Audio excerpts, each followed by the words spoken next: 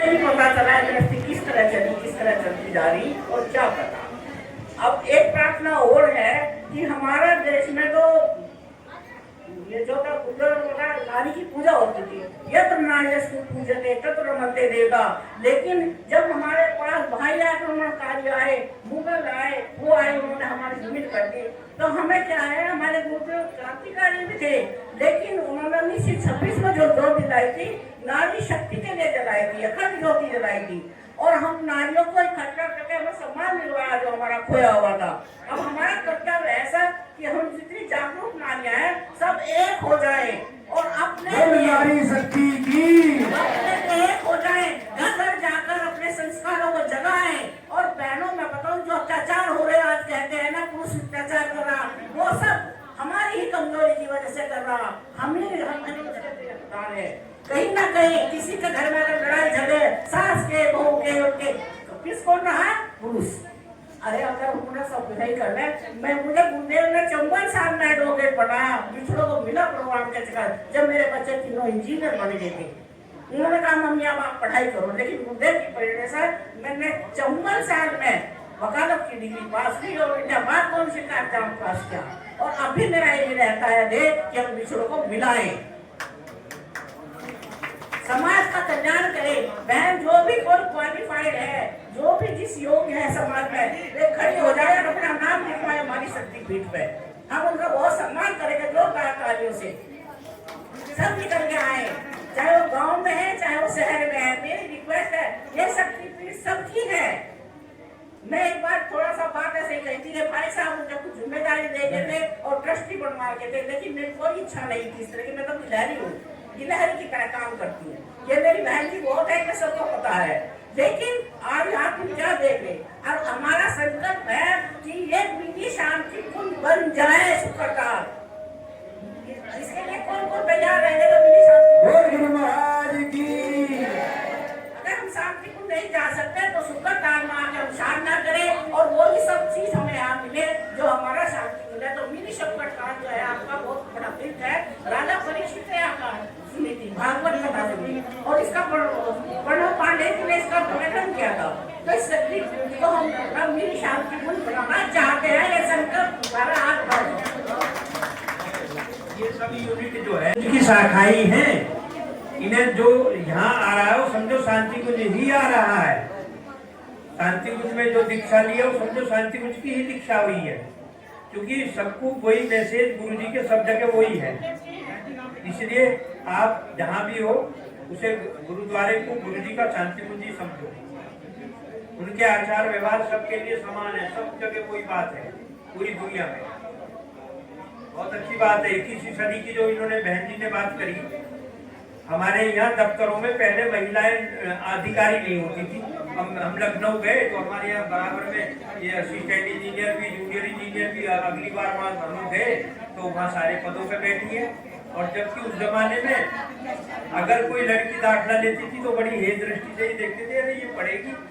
और अब 21वीं सदी में बताऊँ शांति को क्यों पढ़ाने लगे सब लोग, जब उनके रिश्ते नहीं हुए कहने लगे कितनी पढ़ी है तो जी इसका नहीं करते, तब लोग उन्हें पढ़ाने शुरू करा। समय के अनुसार अगर नहीं बदलोगे नहीं तो बहुत बैक हो जाओगे। 21वीं सदी नारी सदी है गुरु जी की। हर क्षेत्र में, चाहे मिलिट्री से लेकर कोई क्षेत्र ऐसा नहीं बचा जहाँ नारी हमारी कहीं किसी से पीछे रही हो। आज तक हर क्षेत्र में। आज हमारी वित्त मंत्री भी भारत की यही है, जो सारा भारत का वित्तीय भार संभाल रही है, वो सीधा जो है भ्रमण जो है यही की। तो हमारे यहाँ अब 21वीं सदी नारी सदी है। नारी सदी आगे बढ़ रही है आदमी से भी, इसलिए अपने को कतई ही भाव में नहीं रखना, कमजोर नहीं मानना है और अपनी अच्छाई के लिए सबका साथ निभाते रहे। ओम शांति। गुरुदेव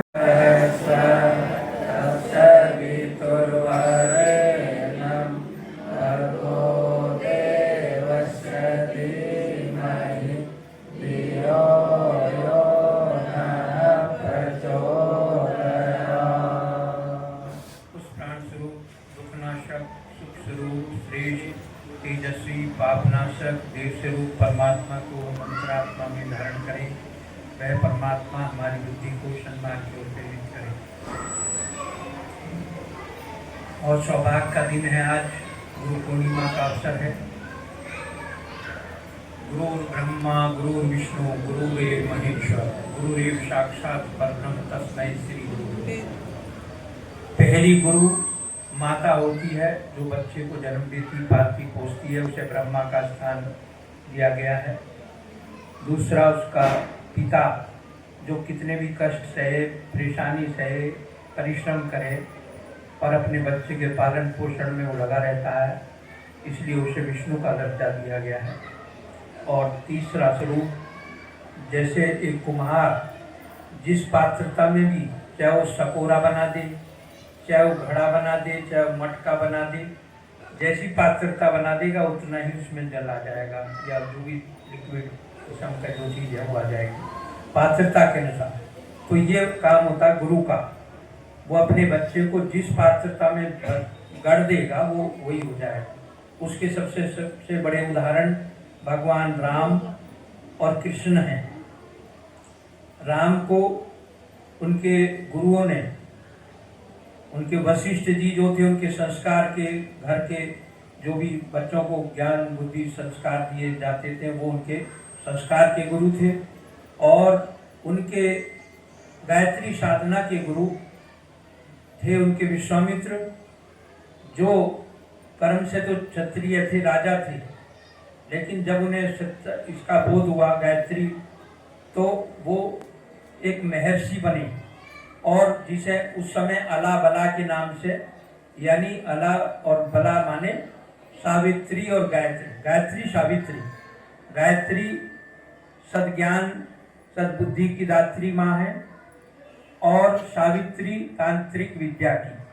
गुरुदेव दोनों चीज जानते थे, लेकिन उन्होंने सावित्री को प्रोहिबिटेड करा गया, लोगों को नहीं बताया गया, क्योंकि उसका लोग दुरुपयोग करने लगते।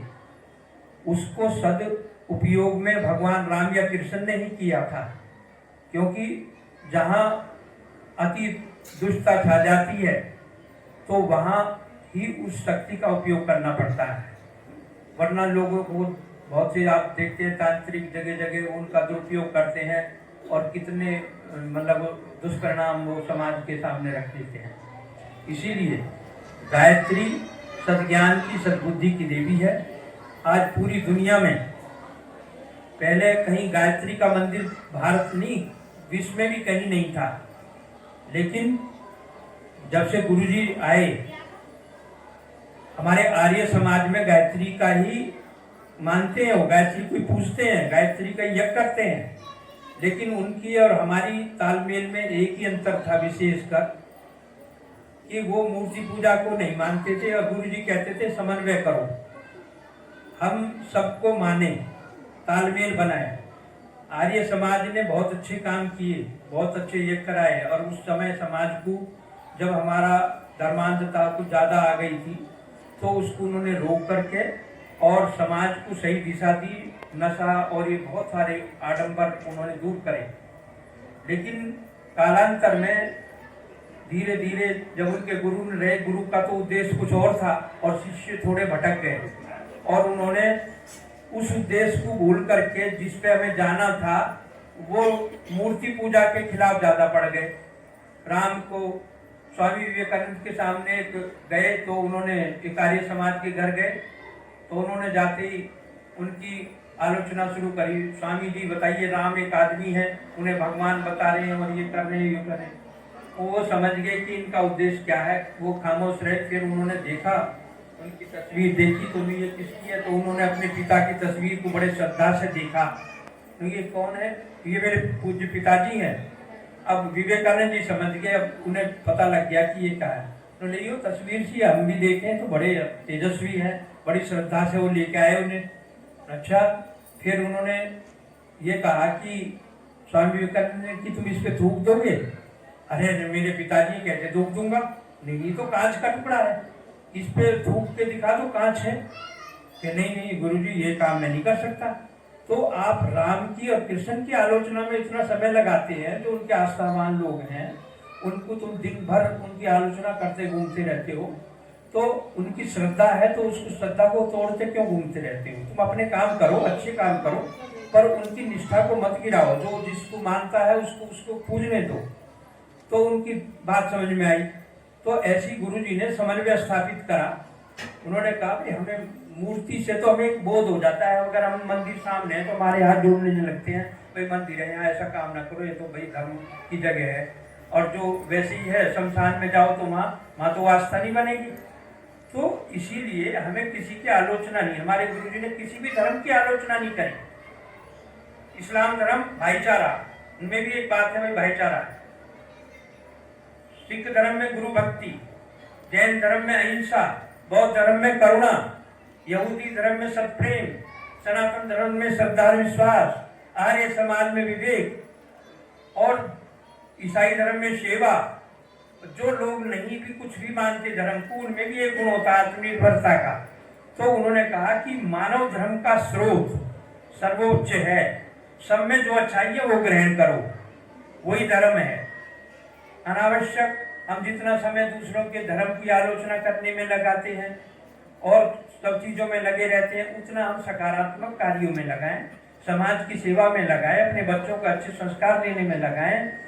नफरत, घृणा, ईर्ष्या, द्वेष, क्लेश इनसे बचें और श्रेष्ठ गुणों का समुच्चय अपने अंदर स्थापित करें। श्रेष्ठता का नाम ही ईश्वरत्व है। गायत्री माता सद्बुद्धि की देवी है। उसको गायत्री मंत्र क्या है? गायत्री उस प्राण स्वरूप, दुख नाशक, सुख स्वरूप, श्रेष्ठ, तेजस्वी, पाप नाशक, देव स्वरूप परमात्मा है। उसको हम धारण करें, वह हमें सद्मार्ग की ओर प्रेरित करें।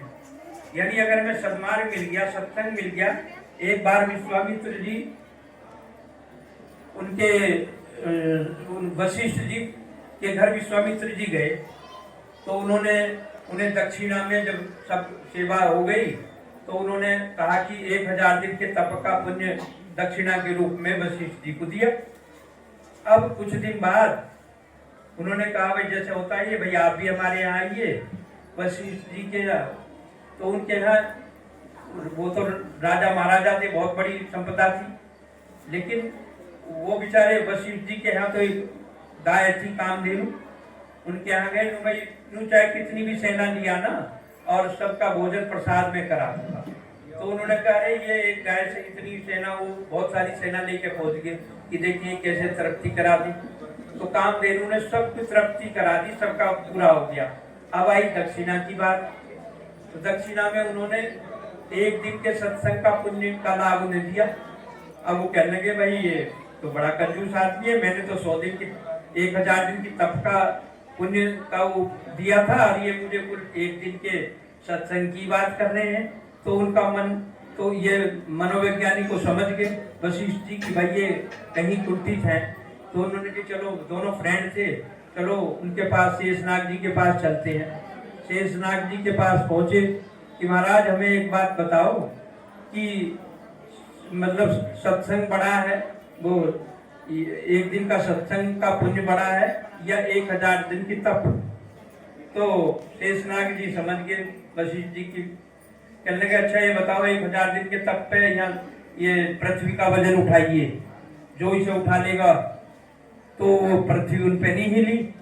और 1 दिन के सत्संग पे पृथ्वी संभाल ली उन्होंने। तो कहने लगे देखो सत्संग बड़ा होता है, अगर आदमी की बुद्धि पलट जाए तो वाल्मीकि, ऋषि वाल्मीकि बन गए डाकू से, अंगुलीमाल डाकू से महात्मा अंगुलीमाल बनी। और अंगुलीमाल की गुफा मैंने श्रावस्ती में, मैं बहराइच में था, मैंने जाके भी देखी है वो गुफा अंगुलीमाल की। वहां पर जब हमारे महात्मा बुद्ध जा रहे थे तो लोगों ने वहां श्रावस्ती में रोका उन्हें कि महाराज कहाँ जा रहे हो? वो तो जैसे वो एक फिल्म देखी होगी शोले, गब्बर सिंह, वहाँ आप जानते नहीं, वहाँ तो वो इतना बड़ा अंगुलीमाल रहता है और उसने 1000 उंगली काट करके माला पहनने का संकल्प लिया है। तो वो वहां जा रहे थे, वो किसी से नहीं रुके। अंत गोता वहां जब पहुंचे तो उन्होंने कहा ठहरो। उसने कहा तुम ठहरो। उसने की स्त्री हो औकात किसकी कि मुझे ये धमकी दे दे, मेरे तो नाम से ही इतने लोग डरते हैं। तो उन्होंने तलवार चलाई तो तलवार जाम, हाथ जाम, उसने की ये क्या कमाल है, उनका तेज इतना तेज था। अंत्य गोता पैरों में झुक गए, कहने लगे महाराज अपना परिचय दो। उसने की भाई मैं तो तुम्हारी बहादुरी के लिए तुम्हें देखना आया था कि अंगुलीमाल बहुत बहादुर है और वो बहुत बड़ा बलशाली है, तो मैं तो उसकी बहादुरता की देखने आया हूँ कि ये पेड़ है उन्होंने देखा नहीं से तुम्हें अपनी तलवार से काट दोगे। अरे महाराज इसमें क्या बात है, उन्होंने तन्ने से एकदम काट दिया।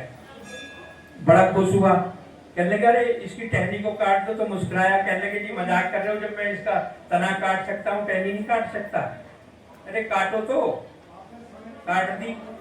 फिर उन्होंने कहा अच्छा इसका पत्ता तोड़ो, कहने लगे पत्ता, तो और ज्यादा मुस्कुराया, अरे साहब ये भी कोई मुश्किल है, ये मुश्किल नहीं है। अच्छा चलो तो जोड़ के दिखा दो इसे। अब बुद्धि घूम गई कि जुड़ तो नहीं सकता, कहने लगे अरे महाराज ये भी कहीं जुड़ता है, यही तो मैं बताने आया हूँ तुम्हें। तुम जो अंगुलीमाल बन गए हो, 1000 लोगों के घरों का तुम उजाड़ करोगे, उनकी किसी की वो बहन होगी, किसी का मतलब वो भाई होगा, किसी का कुछ होगा, किसी का बेटा होगा, इतने घरों को उजाड़ोगे तुम, 1000 से कितने परिवार प्रभावित होंगे। और तुम जो है एक आदमी को जोड़ के दिखाना। तो उन्हें समझ में आई, कहने लगे महाराज मैंने तो बहुत लोग मार दिए, तो मेरा इतना पाप हो गया और मुझे लोग माफ कहाँ करेंगे। उसने कि तुम करो तो। जब वो जाकर के सबसे क्षमा याचना करने लगे, धीरे धीरे लोगों ने यही सोचा कि चलो भाई ये दुर्बुद्धि से सद्बुद्धि की ओर आ गया, लोगों ने क्षमा करा, अच्छे काम पे लग गया। फिर वो महात्मा अंगुलीमाल कहलाए। ऐसे ही हमारे गुरुजी ने कहा कि ये जितने भी लोग हैं भटकी हुई आत्माएं हैं, ये सब आत्माएं भगवान की हैं, भगवान का स्वरूप है। पर ब्रह्म के एको बहुश्यामी, एक से अनेक होने की उन्होंने कल्पना की। एक से दो हुए, फिर दो से अनेक की परिक्रमा, ये जिससे हम सारे संसार में इतने प्राणी पैदा हुए, और उसके नतीजे सब ईश्वर के ही अंश है सबके अंदर। लेकिन उन्होंने इसे कर्म से जोड़ दिया, कहने लगे भाई इतने अकाउंट में कौन रखूंगा, जैसा करेगा वैसा पाएगा। तो कर्म प्रधान जोड़ दिया उसका, यही उसका जुड़वा भाई लगा दिया आत्मा के साथ। पंच तत्वों का शरीर है ये, जितने चलता है एक सीमा है, जैसे पुतले में वो बढ़ती जाती ना हवा, इतने दिन तक कुछ चलेगा और उसके बाद छूट जाता, पंच तत्व अपने में विलीन हो जाते हैं और मात्र रह जाती है आत्मा। तो भगवान कृष्ण ने गीता में कहा है कि भाई इसे आत्मा को कोई मार नहीं सकता, कोई वो नहीं कर सकता, ये अजर अमर है, इसलिए हम कभी मरते नहीं है, शरीर बदलते हैं बस। तो हमारे साथ क्या जाता है, हमारे सत्कर्म, और अच्छे कर्म करेगा तो आदमी सवेरे बहुत अच्छा आदमी था, बहुत बढ़िया आदमी था, ये कर गया, और जो बुरा आदमी था उसे गाली देते हैं लोग, रावण के पुतले जलाते हैं और राम को हाथ जोड़ते हैं, कृष्ण जी को हाथ जोड़ते हैं, और दुर्योधन को और इनको आलोचना होती है। तो बुरे आदमियों की आलोचना होती है आज जिंदगी भर, और अच्छे आदमियों की सराहना होती है। गुरुदेव ने इतना बड़ा परिवार में जन्मे थे, बहुत बड़े परिवार के थे गुरु जी, लेकिन उन्होंने कितना सरल जीवन जिया, सादा धोती और कुर्ता, खादी में, कभी आपने उन्हें और ड्रेस में भी नहीं देखा होगा। हिमालय में गए अपने दादा गुरुदेव के सामने, पहले तो वो 8 साल के ही थे, तो वहाँ पे उनकी एक वहाँ मेहतराइन काम करती थी, तो वो बीमार हो गई, उसके बहू बेटे उनको इज्जत नहीं करते थे, वहाँ जाके उन्होंने सेवा करी, उन्होंने आशीर्वाद दिया तो मेरा भगवान है। बाद में उसी जो उनकी वो थी, उसकी यहाँ भी हम आमद खेड़ा में गए थे, वो इतना चढ़ावा चढ़ रहा था जब आमद खेड़ा समीर यज्ञ में हम 1995 में गए। और कहने का मतलब है कि उन्होंने फिर 15वीं जहाँ वो पूजा करते थे उसमें उन्हें दादा गुरुदेव के प्रकटीकरण हुआ सूर्य के तौर पे। मुझे एकदम जैसे कई आत्मा उनके लिए डरो मत, मैं तुम्हारे कई जन्मों का गुरु हूँ, आंख बंद करके ध्यान करो। और जब उन्होंने कबीरदास जी का उनका जन्म दिखाया, फिर समर्थ गुरु रामदास, फिर परमहंस जी का, और अब तुम्हें ये संकल्प गायत्री के रूप में तुम्हें ये यहाँ बुलाना है, तो उनके सारे चीजों ने याद कराए, हिमालय में बुलाया, शादी करा, बैठी, जितनी हिमालय की सत्ताएं हैं, काम तो सब ये करेंगी, तुम स्थूल शरीर में रहोगे इसलिए प्रत्यक्ष तुम्हें रहना है, लेकिन काम सब ऋषि सत्ताएं करेंगी। आज वही 21वीं सदी में जो वो लिख गए थे, मैंने वांग में बहुत पढ़े गुरु जी के, मैं ऑफिस में बैठ के वांग में पढ़ता था, मंत्र लेखन करता था विभाग में, और वहां से जो मैंने अनुभव उनका करा, आज वो सब साक्षात्कार दिखाई दे रहा है आपको। आज जब वो कहते थे उस जमाने में 90 में हम लोग यहाँ जाते थे शांतिकुंज, तो उनको विज्ञान का युग है, कहते थे धर्म कुछ नहीं है, विज्ञान ही सब कुछ है। आज वैज्ञानिक सारे धर्म को मानने लगे। शांतिकुंज में वैज्ञानिक लोग ये ब्रह्मचर्य में मजाक करने गए थे भारत, उपहास उड़ाने के लिए, कि हमने सुना है कि वही वहाँ ये कहते हैं महा श्री राम शर्माचार्य हैं, और वो जो है ये कहते हैं कि जी विज्ञान भी एक धर्म। तो वहाँ जा करके उन्होंने जो करा, तो वहाँ जाके इस्तीफा दे करके ब्रह्मचर्य में स्थापित हो गए, कहने लगे यहाँ तो शक्ति है। तो ऐसे ही हमारे CID से उनकी जांच कराई गई थी, गौरी शंकर जी, उन्हें भेजा गया था जरा इसकी पड़ताल करके आओ, ये आश्रम बहुत आगे बढ़ रहा है। कांग्रेस का युग था उस समय, वो इतने आस्थावान तो थे नहीं जैसे हमारे इस समय वर्तमान सरकार है। मैं किसी का नाम तो नहीं लेने का, लेकिन आप जो वर्तमान है वो थोड़े भारतीय संस्कृति से जुड़े हुए लोग हैं और गुरु जी को मानते हैं। और 21वीं सदी में जो गुरु जी ने कहा था, 21वीं सदी भी वो कहते हैं, और विश्व गुरु की बात भी आज पूरी दुनिया में कहते हो, भारत एक विश्व गुरु होने जा रहा है। ये परिकल्पना उस समय ऐसी लगती थी कि अरे भारत इतना पिछड़ा देश, ये विश्व गुरु हो जाएगा, अमेरिका रशिया के सामने, चाइना के सामने, ये कहाँ जरा सा देश अपने को वरना बहुत ज्यादा आगे की बता रही है, ऐसा हो ही नहीं सकता। 21वीं सदी नारी सदी कैसे हो जाएगी, कंप्यूटर क्रांति कैसे आ जाएगी। जब हम वहाँ टिहरी में थे डैम पे, रशिया के लोग आए और उन्होंने यहाँ के हमारे इंजीनियर गए उन्हें रिसीव करने, तो 60 गाड़ियाँ लेके गए टिहरी में, वहाँ देहरादून में उन्हें रिसीव करने। तो हमारी सहायता आर्थिक रूप से उस समय रशिया कर रहा था, सोवियत संघ था उस समय। तो उन्होंने जाके कहा, कहने कि भाई ये इतने इंजीनियर यहाँ इतनी गाड़ी लेके कैसे खड़े हैं। कहने कि सब आपको रिसीव करने आए हैं। कहने के रिसीव करने आए हैं, आप इतने डैम पे एक दिन का कितना काम का नुकसान कर दिया आपने, कितने पेट्रोल का नुकसान कर दिया, कितने साधन का नुकसान कर दिया। एक बस में ही हमें ले जाते सारे, इसीलिए भारत पिछड़ रहा है। आप हमारे यहाँ देश में अंग्रेजी प्रथा तो चली गई, अंग्रेज चले गए, लेकिन प्रथा छोड़ गए। हम अपने विभाग में देखते थे PWD में कि जरूरत तो वहाँ चीफ इंजीनियर को एक ही आदमी ला सकता है, लेकिन हमारे 10 डिवीजन है तो 10 गाड़ियां जाती थी उन्हें रिसीव करने, तेल फूक करके, समय नष्ट करके, और फिर वहाँ उन्हें रिसीव करना। तो हमारी अंग्रेजी प्रथा, हम उसे नहीं भूल पाए कि जो काम एक आदमी से हो सकता है उसमें इतना नुकसान हम आर्थिक रूप से करते हैं, दिखावे में हम इतना वेस्टेज कर देते हैं। गुरुदेव ने सादगी से जीना सिखाया, सादा रहना सिखाया, सादे जीवन चलाना चाहिए। दहेज प्रथा आज हमारे लिए एक विश्व का कारण बनी हुई है दुनिया में।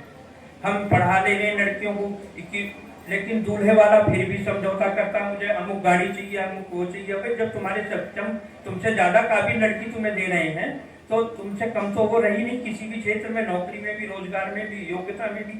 उसके बावजूद भी तुम कह रहे नहीं हमें तो ये गाड़ी चाहिए और हमें ये साधन चाहिए। इसका मतलब तुम अभी बहुत पिछड़े हुए हो। तुम्हारे दिमाग में DM बन के, IAS बन के, फिर भी दहेज मांग रहे हो।